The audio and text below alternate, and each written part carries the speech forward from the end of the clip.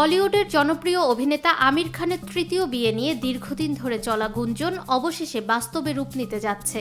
আগামী 5 জুলাই নতুন করে বিয়ের পিঁড়িতে বসতে যাচ্ছেন 60 বছর বয়সী এই অভিনেতা। তবে তারকা খ্যাতির বিপরীতে বিয়ের আয়োজনটি হতে যাচ্ছে একেবারেই ঘরোয়া ও সাদামাটা।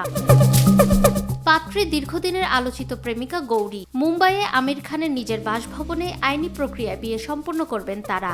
আমির নিজেই জানিয়েছেন, জাঁকজমকপূর্ণ আয়োজন নয়, বরং পরিবারের সদস্য ও ঘনিষ্ঠ বন্ধুদের উপস্থিতিতেই জীবনের নতুন অধ্যায় শুরু করতে চান তিনি। জানা যায় 2024 সালের শেষের দিকে গৌরীর সঙ্গে প্রেমের সম্পর্কে জড়ান আমির খান। পরে নিজের 60তম জন্মদিনে গৌরীকে সবার সঙ্গে আনুষ্ঠানিকভাবে পরিচয় করিয়ে দেন তিনি।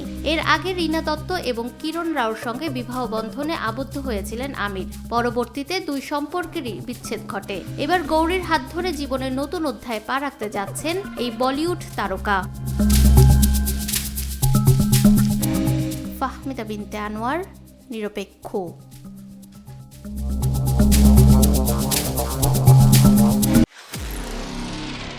নিরপেক্ষ, সত্য প্রকাশে আপোষহীন।